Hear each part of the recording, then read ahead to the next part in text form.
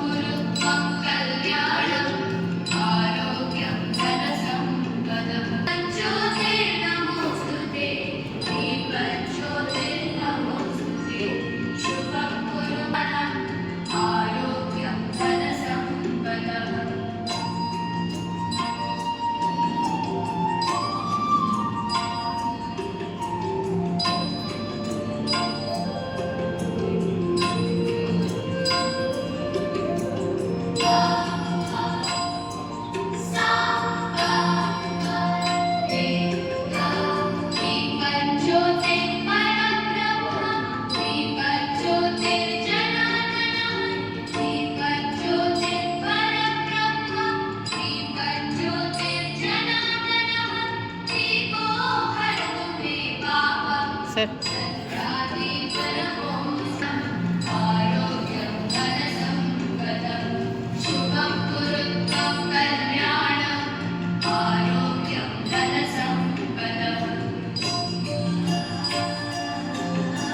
Faculty, it is my privilege to welcome you all to this auspicious occasion at St. Joseph Senior Secondary School, Chausapur, Ladakh. I extend a warm welcome to our esteemed guests. We are honored to have with us today Dr. Richa Bhargav, resource person CBSE, Mr. Nitish Kumar Singh, resource person CBSE, Mr. Vipin Kumar Soni, City Coordinator CBSE. Please give them a huge round of applause for them. Faculty members led by our director, Mr. Ajaz Khan, to present a garland to Mrs. Richa Bhargav, resource person CBSE.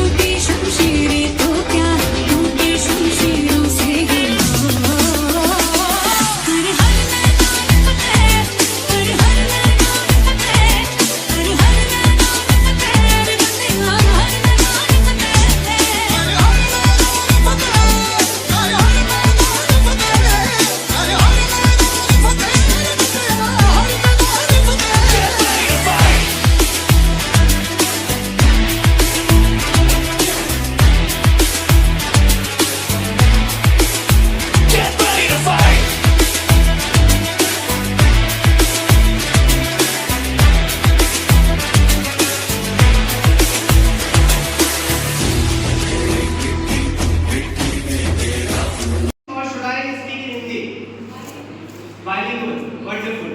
So STEM stands for S for science, T for technology, E for engineering, and M for mathematics. Wonderful. So STEM जो है, it has been there in Western countries for a long time. बहुत लंबे समय से वहाँ पे ये है. But what happened? In 2018-2019 हुआ क्या कि हमारे बच्चे एक इंटरनेशनल टेस्ट में अपीयर हुए, students from India, and that test was PISA, PISA. उस एग्जाम में our students they performed really worse, I should not say it, but बहुत बुरा हाल था हमारे बच्चों का मतलब इंडिया के बच्चों का.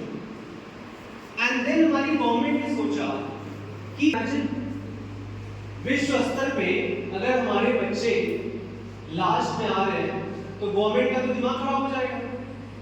सो government they came together and उन लोगों ने सबसे पहला काम किया, they changed our policy, and that's why we got NEP, national education policy 2020। तो पूरी पॉलिसी उन्होंने बदल दिया कि अगर हमें विश्व स्तर पे सबसे कंपटीशन में रहना है तो हमें नई एजुकेशन पॉलिसी लानी है। उसमें ये बताया गया कि STEM is very very important. This session is exclusive for STEM, यानी कि इस सेशन में STEM वाले वर्कशॉप्स होंगे एंड STEM को थीम बनाया गया है। एवरी ईयर ट्रेनिंग कैलेंडर का एक थीम होता है। इस साल का थीम क्या है? STEM। ठीक है, वो सर्कुलर मैं आपके साथ शेयर करूंगा, ग्रुप बन जाएगा तो उसमें STEM से रिलेटेड वर्कशॉप हमें करने हैं।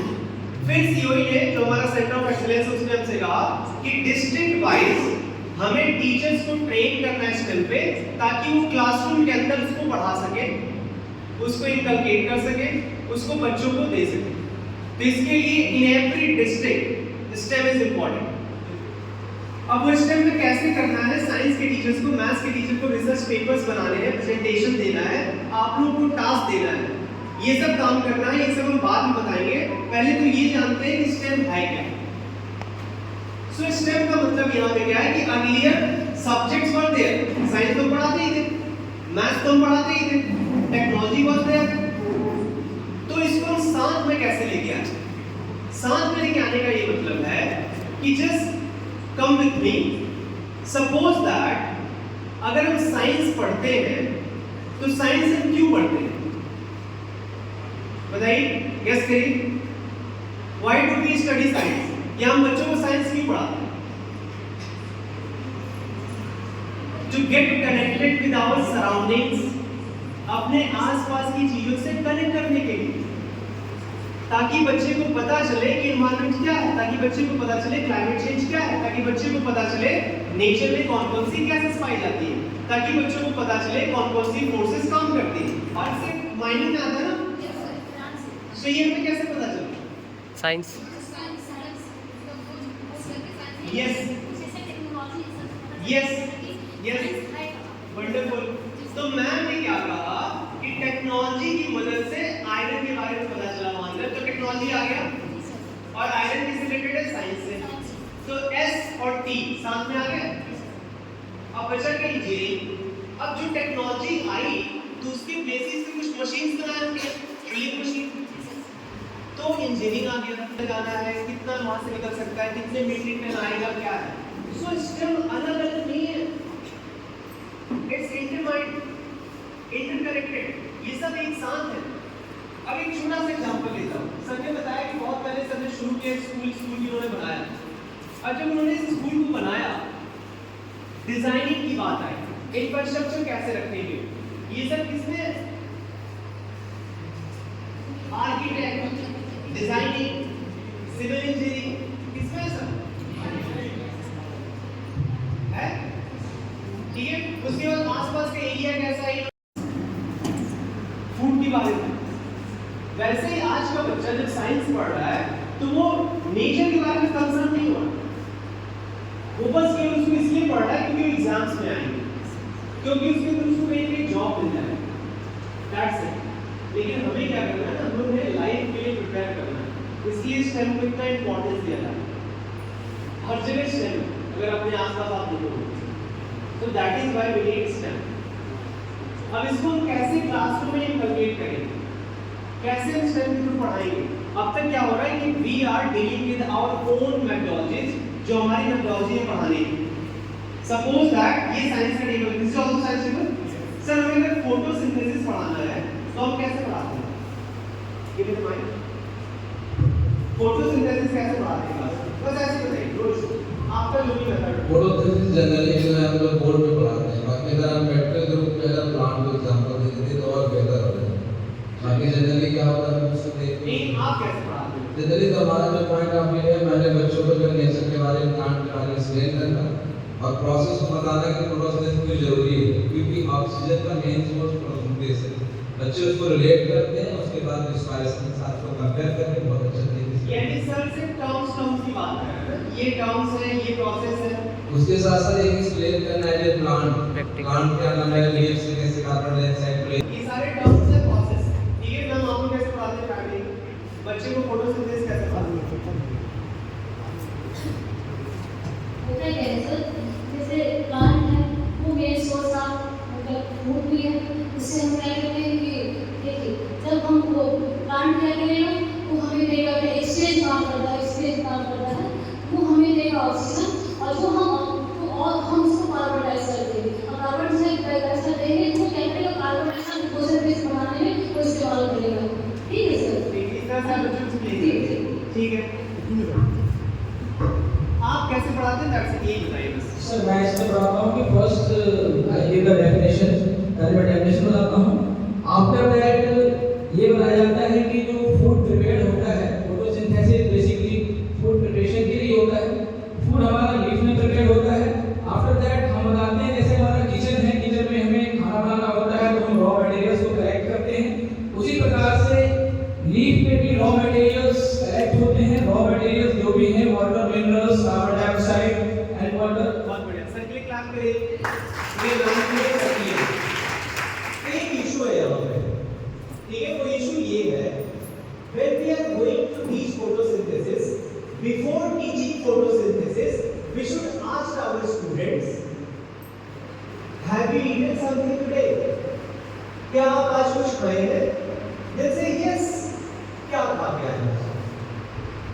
बोलेंगे वो पराठा खा गया, सैंडविच खा गया, ये खा गया। Then you can ask, किसने बनाया? Who cooks? फिर बोलेंगे हमारी मम्मा बनाती है, हमारे घर में ये बनाते हैं खाना। So you are relating them to their real life. फिर हम उनसे पूछेंगे कि हमें और अभी कोई नहीं करेगा, be honest, ठीक है? ऊपर वाला सबको देख रहा, अगर आप चीटिंग करेंगे आपको पाप लगेगा।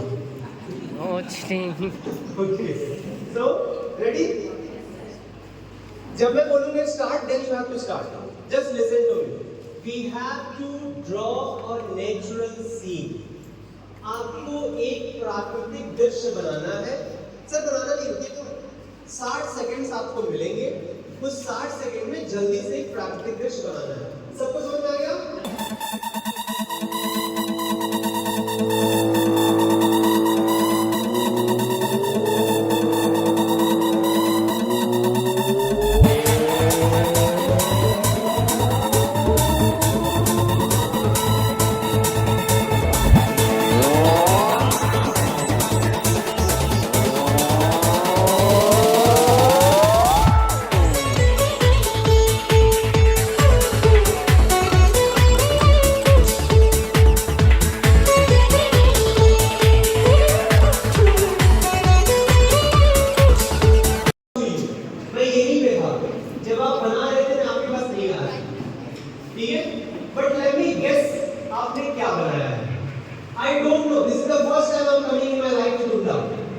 इसके पहले मैं नहीं आया हूं, मैं कभी नहीं मिला, ठीक है?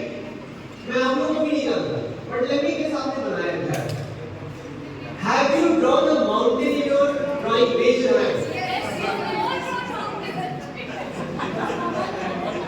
तो ध्यान से सुनिएगा। Have you drawn a sun behind the mountain? Have you drawn a few trees? अगर आप और ज्यादा तेज थे तो have you drawn a river also? A few birds? अब बताइए मुझे कैसे पता, मैं तो आपको जानता भी नहीं। अगर 100 टीचर्स बैठ के सेम चीज कर रहे हैं, सब पहाड़ बना रहे हैं, सब पेड़ बना रहे हैं, अभी छोटी सी एक्टिविटी मैंने क्यों करी पता है?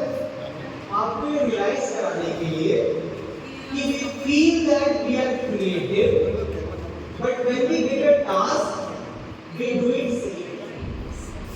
हमें क्यों लगता है बहुत क्रिएटिव है? At the time of interview, I'm just making jokes, थोड़ा सा funny भी होना चाहिए। At the time of interview क्या कहते हैं? Sir, I'm very much creative. Just hire me. I'll change the scenario. I'm different. ये बाकी लोग से अलग हूँ, मेरे अंदर अलग ही टैलेंट है, मेरी क्रिएटिविटी नेक्स्ट लेवल पे है। एंड जब काम मिलता है ये सब same, science, maths, MA, MSc, MCom सब सेम। ओके किसी ने सीक्वेंस स्टार बनाया? Okay no issues. किसी ने बस केवल एक कोई फ्लावर बना दिया, रोज या फिर लोटस?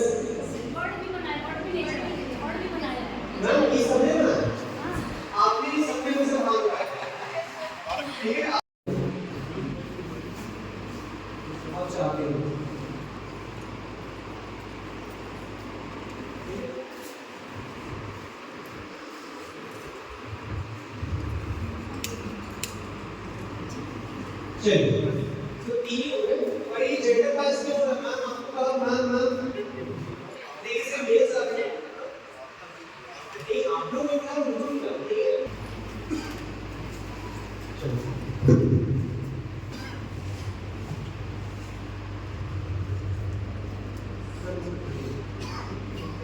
देखिए इक्वालिटी का मतलब होता है समानता। ये सभी मान लीजिए कि मेरे पास आए हैं, ये कह रहे हैं कि सर मुझे पेंसिल या पेन जो भी है दे दीजिए। When I am doing equality, जब मैं इक्वालिटी कर रहा हूँ मैं सबको इक्वल दे रहा हूँ।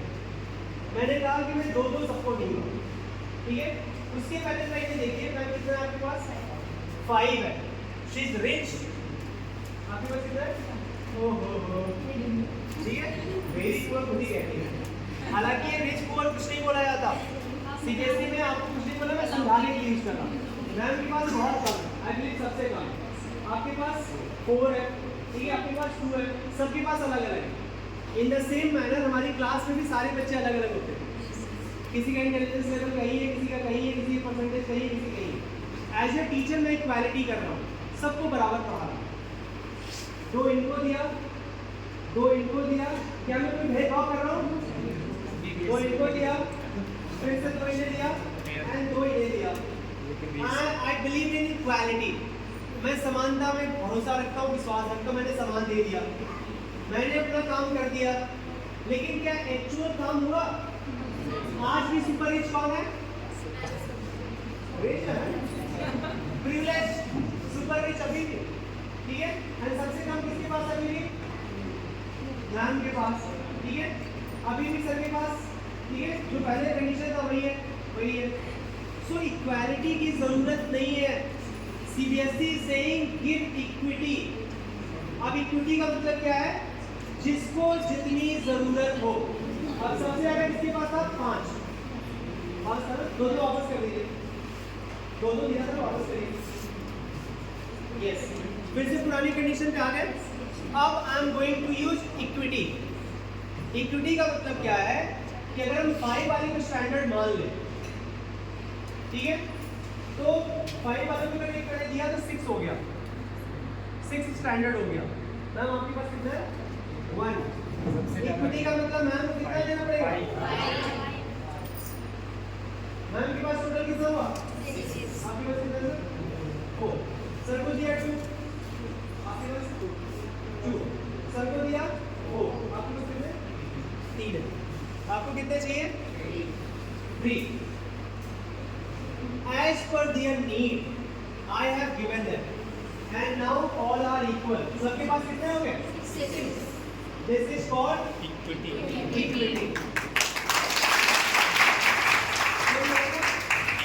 That is what we require inside our classroom.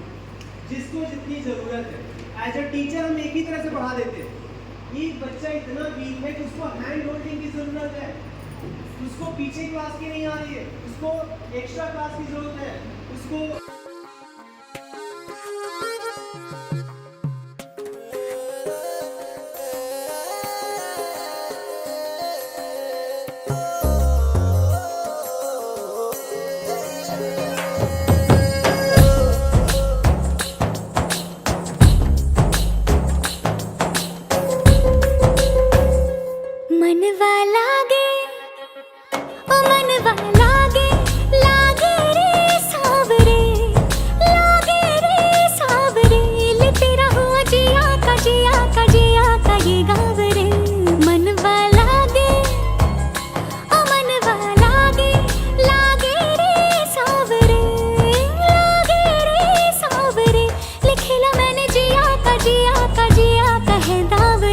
मुसाफिर हूँ मैं दूर का, दीवाना हूँ मैं धूप का।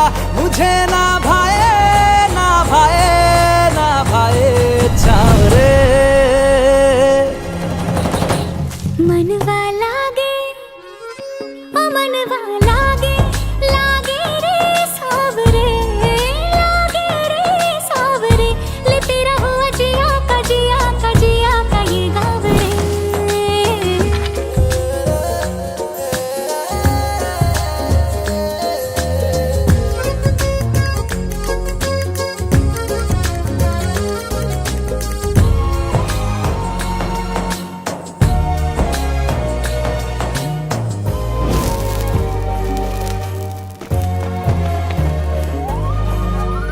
जैसी वैसी बोली तेरे नयनों ने बोली, जाने क्यों मैं डोली, ऐसा लगे तेरी होली मैं तू मेरा।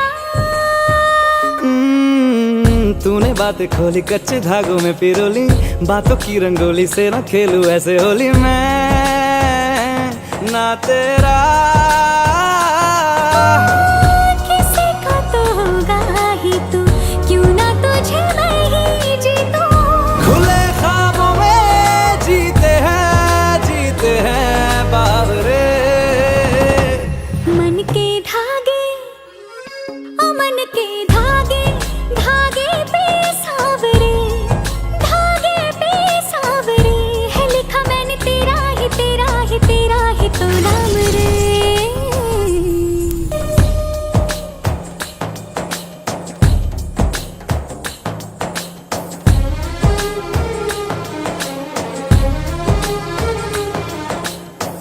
ऐसे डोरे डाले काला जादू नैना काले, तेरे में हवाले हुआ सीने से लगा ले आ मैं तेरा।